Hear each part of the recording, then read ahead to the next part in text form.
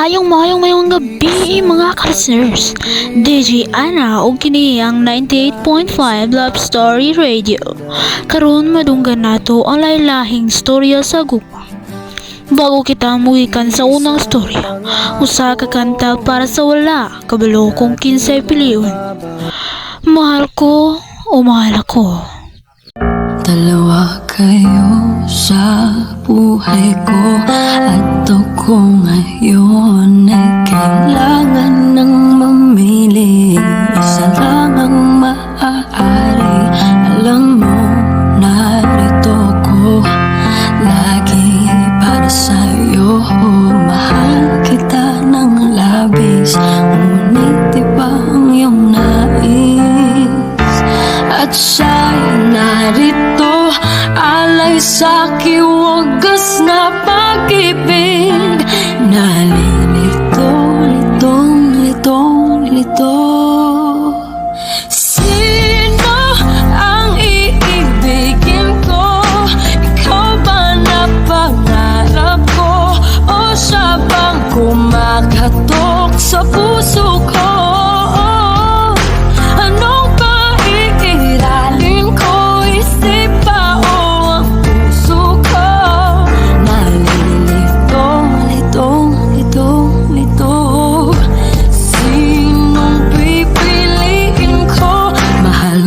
O mahal ako.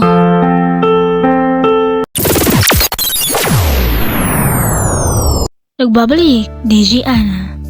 Grabe yun din kanta ha makarelate ng puntaan eh.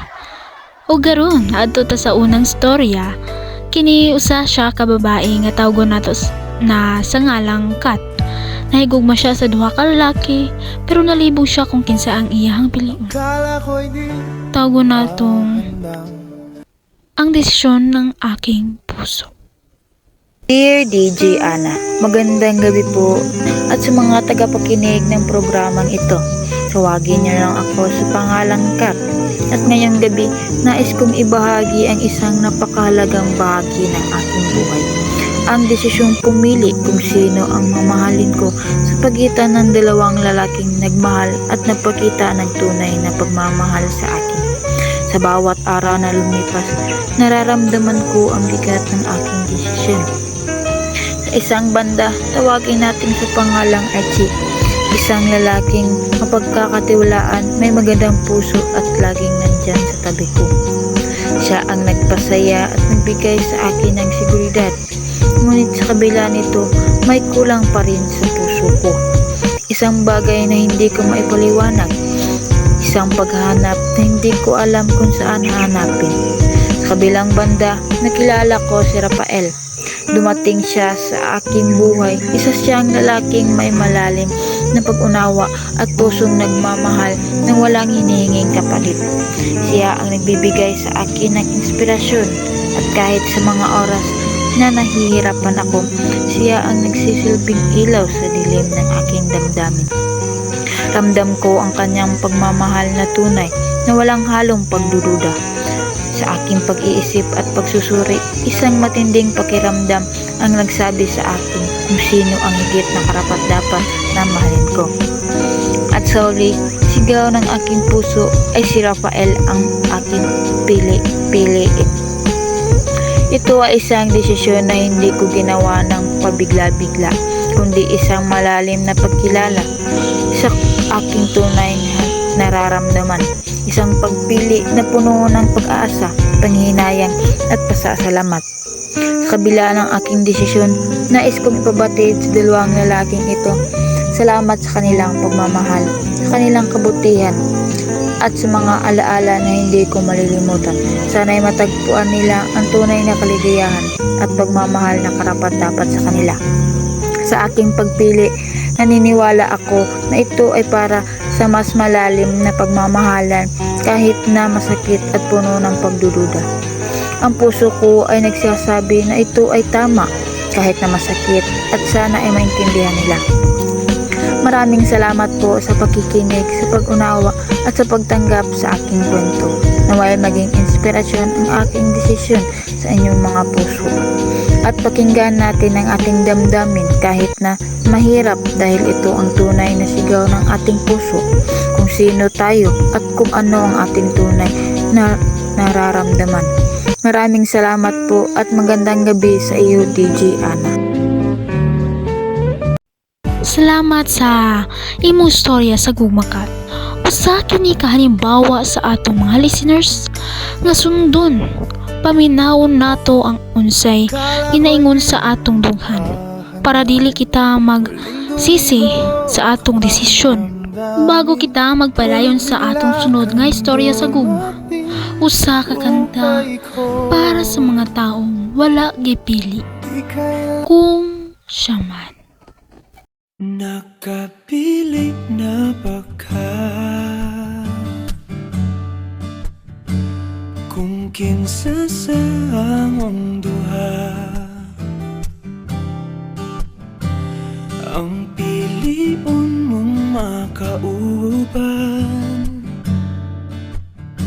ug ipailailas kini kanan.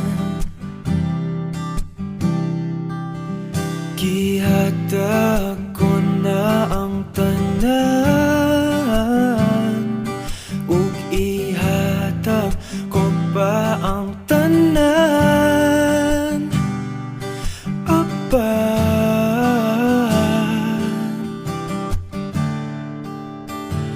kung siya man ang mapilian, wa ko'y mahimo ana, pero sakit lang gyud kaayo kung siya man ang maswertehan. Mo palayo na ko ninyo, ug ihilak na lang sa tako, pero ug iya kang biyaan, ug iyang binuangan pag mahitabo. Wala na siya'y balikan. Wala na jud siya'y balikan. Charot! O sunod nga storya sa gugma, usa ka lalaking nahigugma sa babae nga naa sa layo. Dear DJ Ana, magandang gabi po sa inyo. Tawagin niyo lang ako sa pangalang Jay. Ako'y nagsusulat nitong liham na puno ng damdaming matagal na ang nananahan sa puso ko. Isang babaeng malayo sa akin, ngunit sa bawat araw na lumipas, siya ay nagpapatibok ng aking puso. Siya din ang naging dahilan kung bakit nabubuhay ako sa isang mundong puno ng pag-asa at pangarap. Ngunit sa isang iglap, iniwan niya ako.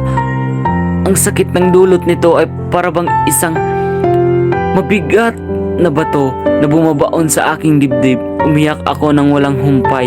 Pumapatak ang luha ko na nagmula sa kalungkutan at paghihirap na hindi ko maipaliwanag. Ang bawat umaga ay parabang isang napakalungkot na simula, isang paalala na wala na siya sa aking piling. Sa kabila ng lahat ng ito, isang araw ay nagbalik siya. Hindi ko inasahan na muling magpapakita siya sa aking harapan at higit sa lahat, magmahal ulit sa akin. Ang kanyang pagbabalik ay parabang isang panibagong pag-asa, isang milagro na nagpapatunay na ang tunay na pagmamahal ay hindi madaling maglaho. Ito ay nananatiling naghihintay sa tamang panahon. Grabe jud ang gugma makasakit. Aray ko. Salamat sa atong mga higala nga nag-share sa ilahang mga storya sa gugma nga sikat og si Jay.